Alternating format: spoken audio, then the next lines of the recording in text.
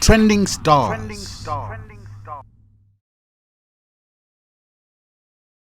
We are back again with another episode of Trending Star, and today we have Fada Moti. Ndofuna ndimpe mawawo kai kuti amamveka bwaje. Ndivangeko soft kabina okay, a soft ndawamva kumano ndibasa hardcore. Chaya. I think ndabilo. Amene. Ndenda ngoruza kuti kodi chaya yo amene yuka husky voice kamene kana bwera bwanji. Gachayaga inali je uri TV show ndino ofika time inaye uri nyimbo ichayata. Ndino so uri unpause uri. Ndijina ngwe inaje jodi menya kukwesa muntu mwina ngwe chumenya kukwesa and I was like ini ngodi chaya. Basi. Mimi ndinga signal. Basi zinangambika chonjo. Okay. Sure. Okay. Ndenda ngoruza kuti mu nyimbo zako sopena you use that voice ya ineyo ndisina ngamawanga. Ndi aggressive enake. How did you come about with that voice ya aggressive? Okay, voice aggressive inambo ya like way back ndinali artist wa dance. I'm a dance artist. Even until now. Olumaka zuma mbese alidi mwababa. Simeta ivangezo. Nimemba dance and after dance nazabwa afro. Ndeno ndizizo kuti like mavoko anazolowera.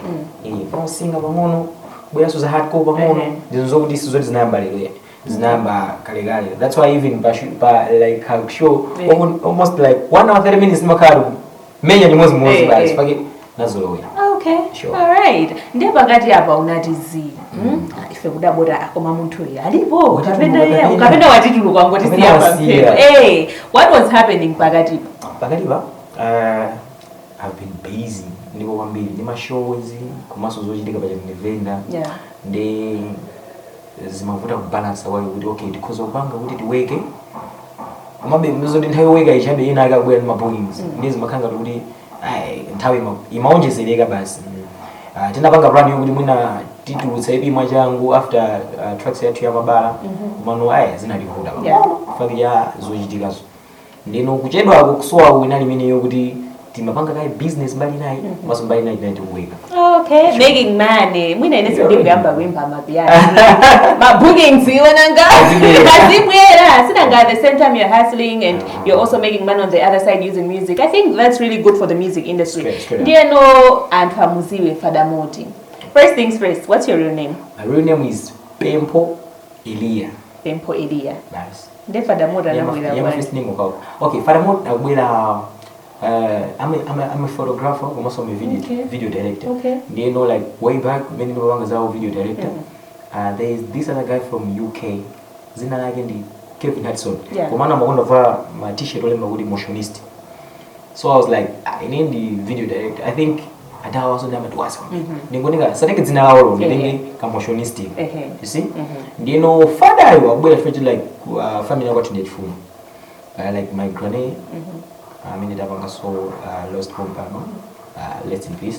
And I found my mom, the firstborn family. You see, then I found January, Pajugo, where I'm staying. Then this one, the firstborn. What is the problem with that?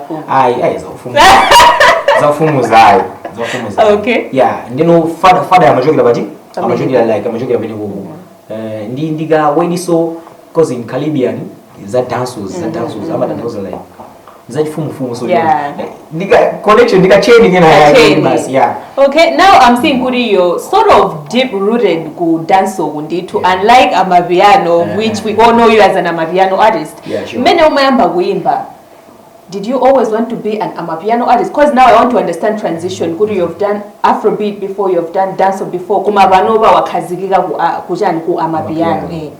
Okay, the thing is ifeyo timaenda ni tawi ya hip hop tingamanga za hip hop tawi ya dance ya china malinga na ya tingamanga za dance tawi ya afro kuda ya kaswa afros like minimum I think it's 2019 2020 kumabwera mpaka 2022 afro ina yaka kwambiri timapanga so zidi zimenezo panga zimenezo nini tafika so ku amapiano damba kuyaga na ufuneka umaina dziko tivide konko then mazaka muntu zamba kupya kumano kuimba ayo kuimba ndenda mbaka ikali. Okay, then okay, you ababa you're moving with trends ndene kuri mwina muzati zize musandika afrobeat kandi dance.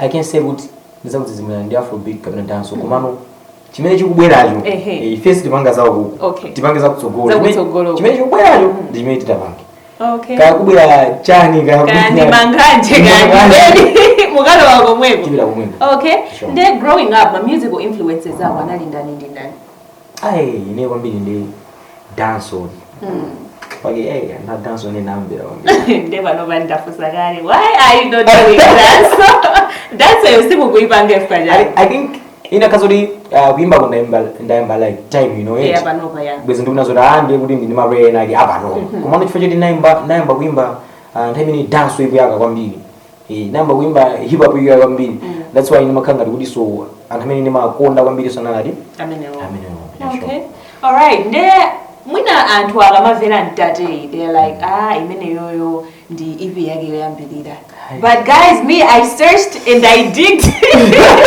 there was that EP 5 years ago and then I was like that's where I was like okay muntu wapangapo dance or afro mwabuti so I mean if you really didn't know kuti he has an EP ina yake yokuti kungokhala pena abantu even might be wanalipo awili analipo awili of course ina isina pangi abroad like on YouTube na Spotify janja fucking time inati ana angoimba basi komano might be wanali awili komano iyi imene mwayiona ino inali kuti no tayamba no kuona kuti I think kuwaude kumachitika izi zatapanga abroad apa ndi apa alright nde mwina tangoruza kuti apart from music we also know you kuti ndiwe producer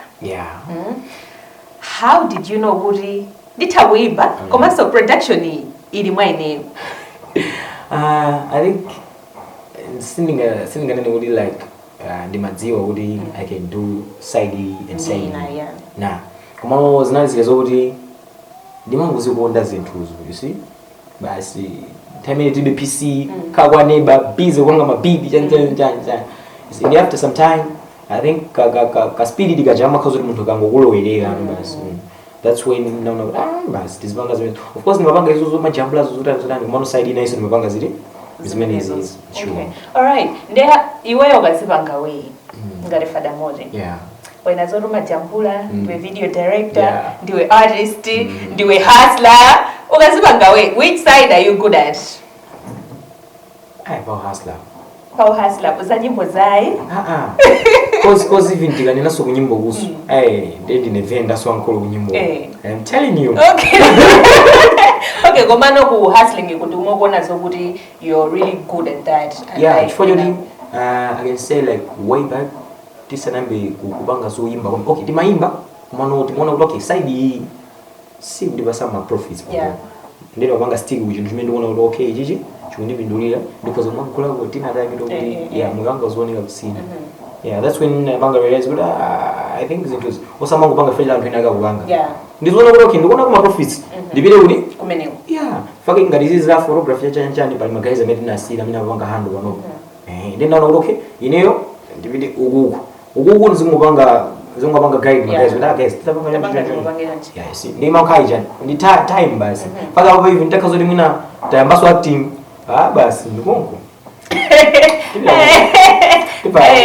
Fada Moti ndi jabo portrait bali konse afuna lole bali konse afuna bezeke kena bodi mufuna munchiro ya 2 yiru pompane okay guys watch this face okay they growing up abanu when they found out kuti you do music kapena unachita kwa uzazi kuti muna you do music anachilandira bwanji like I remember my dad kwambia season kawazi za music ndino kwambiri like kutenda kuna master ndino inali je kuti sinanga za business namba kalikali ndino ntaizi na mazo abe maholo imakhala je uda I think mwanayo akufuna izizi ndingoyesa kumpatsa nthawi tione kuti akapanga azenda mundani ndi sizinavude no kwambiri like side manager kuti master ndaba ndi basa mpata or even zidakhazo time zinali zayamba kuchitika kuti tamba wa mashow ukabona moja ndo mchosera mafuta kuti abavetsetsa ndithu basi chabwino mutibeza Trending stars.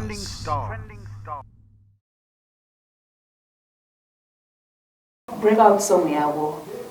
Kwaine, I think I knew you because of wagula chan Mumvera. That one, yes, Mumvera. Nyimbo imene ijayo ndiomwe inakubweresa ngati ku public kuti yayi kunja kuno guys wabwera mfana wina wake te wabwera moyaka moto. Unachilandira bwanji ngati Fada Moti kuti okay Malawi no ndimapanga nyimbo koma ndisamandidziwa koma papano Malawi akukamba za ineyo ngati Fada Moti.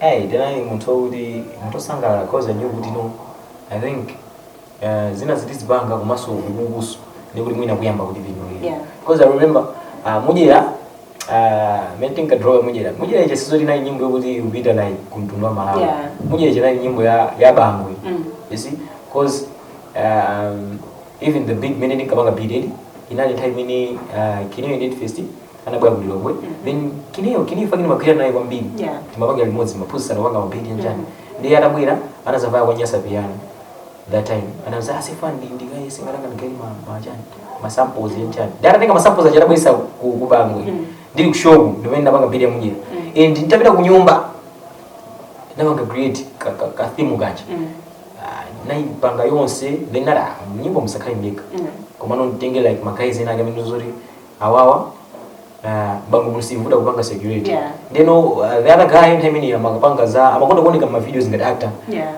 wina ucha anali muntu kuti pa social media ndi amaiba some more and I was like I think takazo ndalinga atapa social media wa ndi mfano wa acting you ndikuwaika mu nyimbo ndikuwaimbitsa and anthu aka surprise also zimene zisama ndi marketing yokayo kaya uvenda lero mene ndi naona kuti that's when tinapanga ita jambra video dai drova koma sinimembeza kuti zozafika mene zina zina ndungorulutsa sinanga na chizolo weri kuti timadrutsa nyimbo zimathera momo guys ndimene zinaende.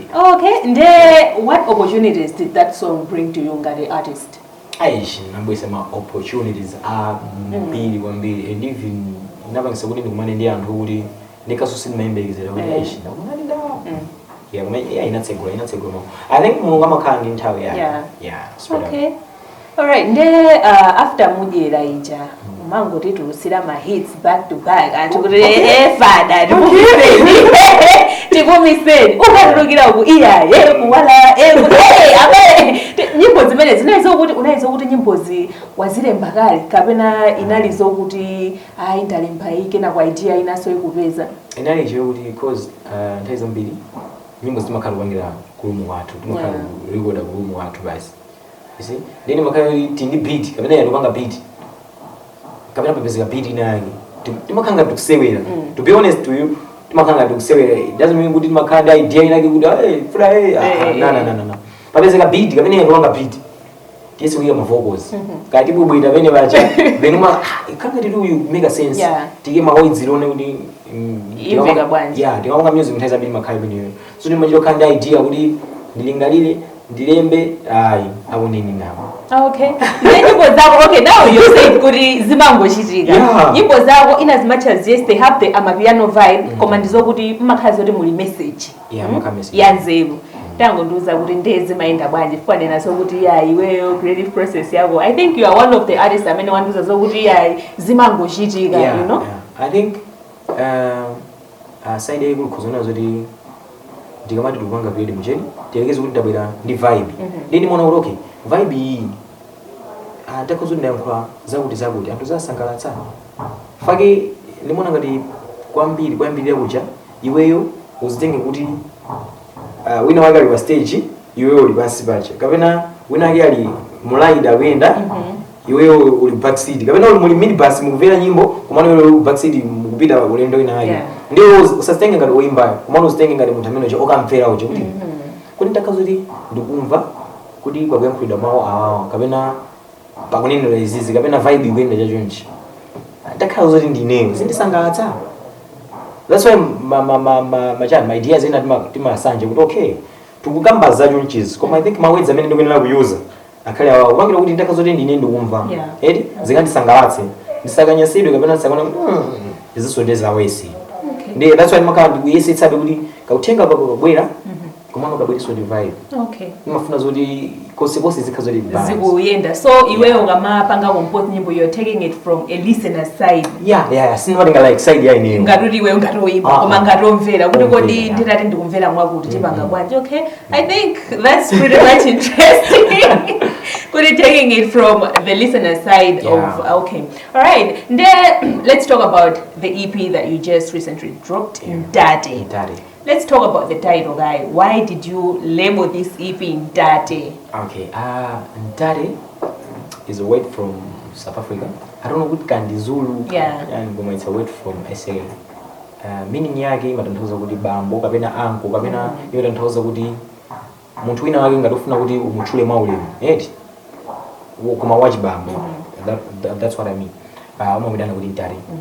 Ndi mukamvera kwambiri ma tracks amene ali mu EP ya Ndate ndi side yokuti sizoti ndikunazo kuti ndine wabwinobwino kapena ndine wokuti ndikhozokhala kumauza anthu chochiya na zokhazo ndikunazo chiyama kazoti tabanga tayiro kapena tabwera ndi vibe komano timango I think tilowere ukuku ndi ma tracks ambiri mukamva akukhanga kuti akumapereka kakutenga kena yango akupereka ka message kena kake kulimbikitsa of course tupanga izi komano that's where Ndate is coming from.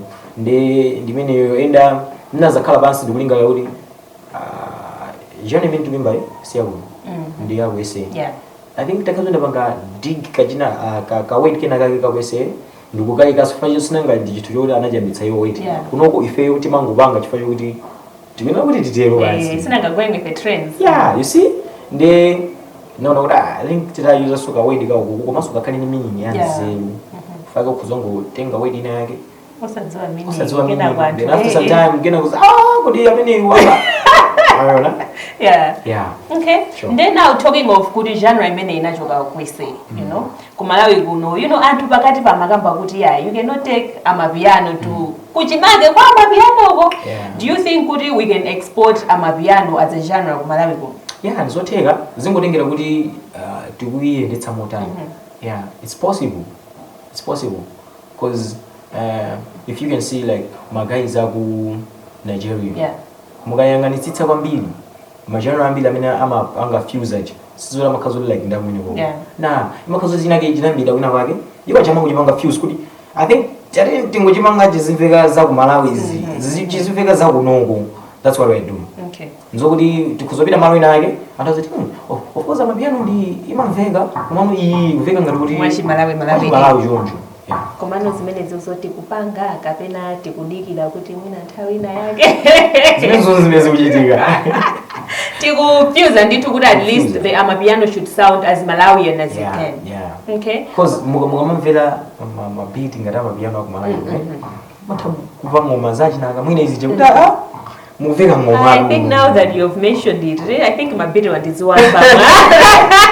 What seriously when because I mean we hear the drums commando we can't really differentiate kuti drum iyi yashi Malawi yashi lokolo kapena ikumveka mwachi kunja jonjo Okay. Trending stars.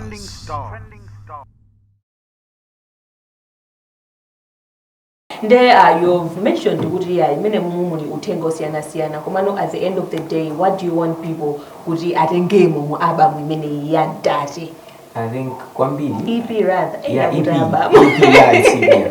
I think side yakulu nakufuna kuwaphunzitsa ku anyamata nzanga kuti of course moyo mundi wende komano zinthu zina zake samangotengeka kapena kupanga chifukwa anthu ina akupanga mukakamvera ma tracks yo kwa anthu amene simunamvere mukamvera nyimbozo mukathadi kuona kuti muli timautenga tena lake sizoti nzokuti ndikupereka kutenga ngati ine munthu wankulu na koma ndikungonena ndi background imene ndimapaonera kuti zinthu zambiri I think timapanga chifukwa choti ena ake akupanga nawo ndi kumazipasa limit I think side yakulu ndimene yoti kungophunzitsana ngayi nyamata kuti guys zinthu of course tizipanga komano tizoona kuti tikukula sizoti tikhala pompa mpaka kale sizingateke Malangizoro amene Mumvera nditu. You will not stay there forever. Yeah, take life seriously. My investment bangani invest. That will then the hustler from organize.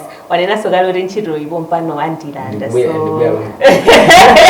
we never know. So now chakachi wachiamba bwino nditu watulusa ivi ma bookings ayi nditu anagalinkata anagachitika. What next should we expect from you?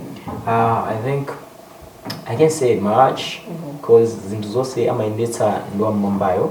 I can sit down here telling you that hey, after 4 months wait about one day usimene uli na this kind of nama guys serious komano zalero tiyamike komano mungu zozoti zazikulu ambuye tingudira ambuye minokonzera kutsogolo ya komano ifeo malolo athu ndokuti tipitirize lesodi kusiya ngati kuli kosiya ndi kuti ukhala kosintha osati kusiya that's when I was saying kuti sizoti ngati ngimba mapya ndizema mapya mpaka samahani ngati kubwera zina ukuthi pita kuti komweko ababa kuti afrobeat yake moto guys get ready for Fada tipande kuti kumene kokosabwereso ndi chani ndi fire. Now with music comes comparisons.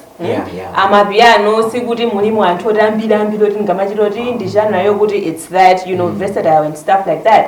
Anthu akamakupanga compare ndo imba ena amapiano iweyo ngati Fada Moro umachilandira bwanji? Ndimachilandira bwino kwambiri chifukwa that's what makes kuti ma numbers ajazitani azikwera.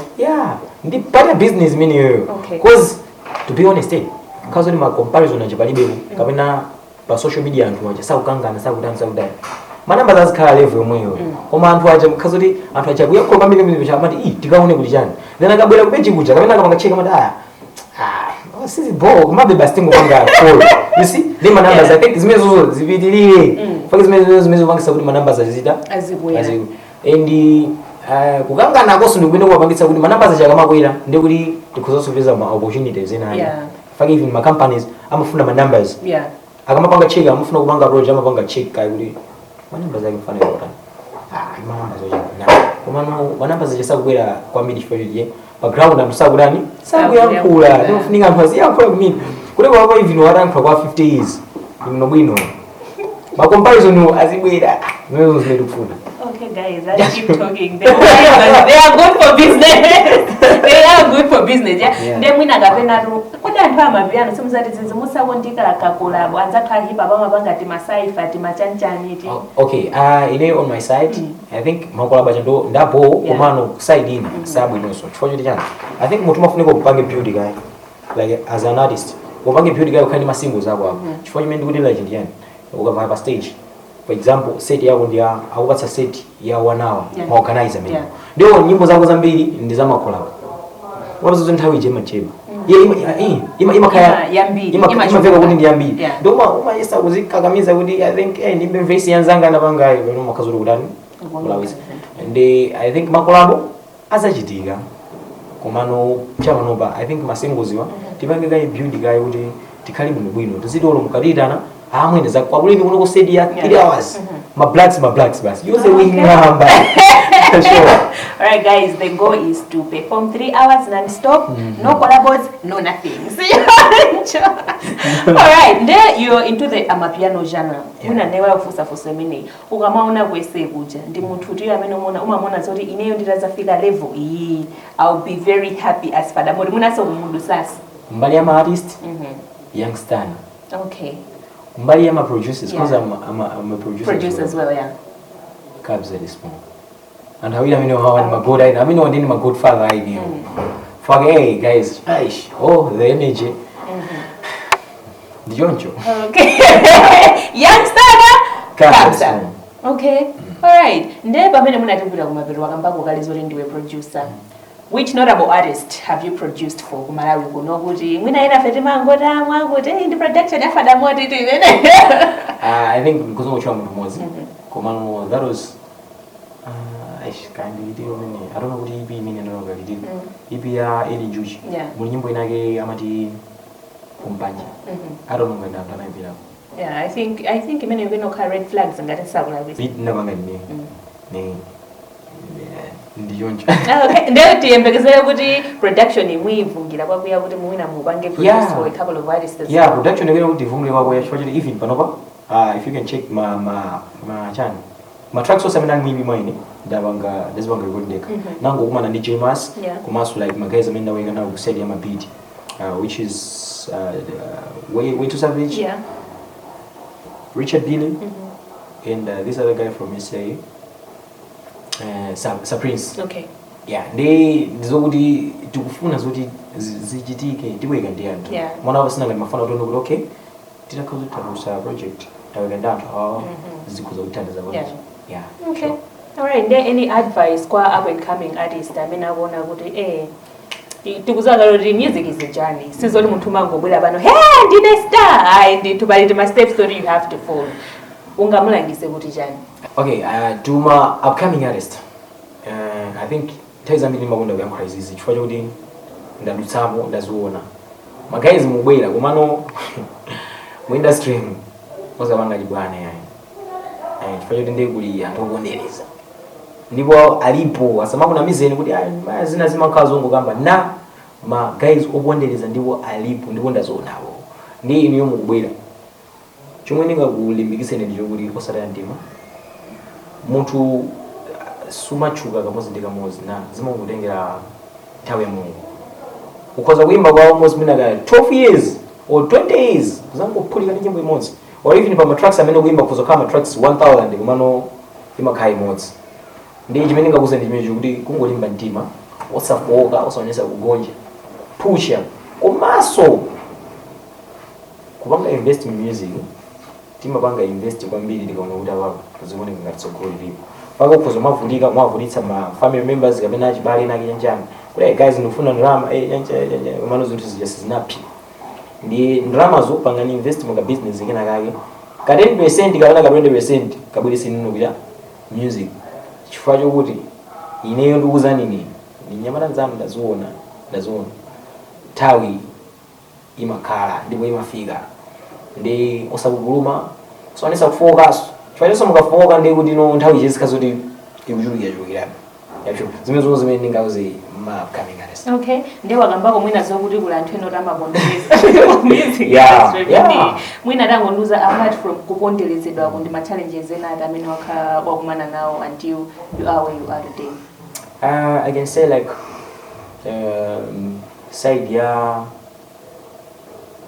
recording I think zikazoti zatheka muja mwina on the other side ma artist nzanga you just have to find studio yani chifukwa chokuti the time mene undi mood ukoza kusunga marori kapena kusunga style koma ka studio koma kazo like mood chavida ndi yeah I think challenge yaikulu kwambiri nali mene yokuti ya studio because mene kuti nyamuyo kubangi ndivai kuchileka sindi kama fika kuchileka kuchapuna ndatopa chani kumano kandi studio bafubi I think chintu chimene chimakulimbikitsa and ndepita kuyeseni that's when nazozo tuwanga chibwana kumalawi kucha fake artist mina yesi amakandi studio yake nyumba akangodzuka kama zero chakandi anaandika idea yake na yake amarecorda I think kandi studio kucha osaza kupwekeza. Okay, yeah. So you can have a studio ngakhalusali producer. Yeah, ngakhalusali producer ukoza kupeza ma tutorials kapena kupeza producer nako kuti ufuna sikupanga yo vocals umuza say mafuna ineyo ndizingozirecorda ndizingobwelisa like ma vocals kuzawe and ndi side ya business fake mutu sana manje zimbwesira ma vocals ngimuthandiza izinezi. Yeah, sure. All right, guys. Umaona the hustler side of him. Everything is hustling and hustling. Anyways, pamela mwina ndingomaliza. Any words to your fans? What I can say is, guys, a lot is coming. Kumano uzingorengera chisomo cha ambuye litumano zambi zibwe. Okay. Sure. All right, guys. That was Fada Moti. Fada kutiuza everything that we needed to know about him. I'm pretty sure kuti wayanka china chili chonse. And I am Marina Pichunga. Let us meet again in the next episode of Trending Star. Trending Stars.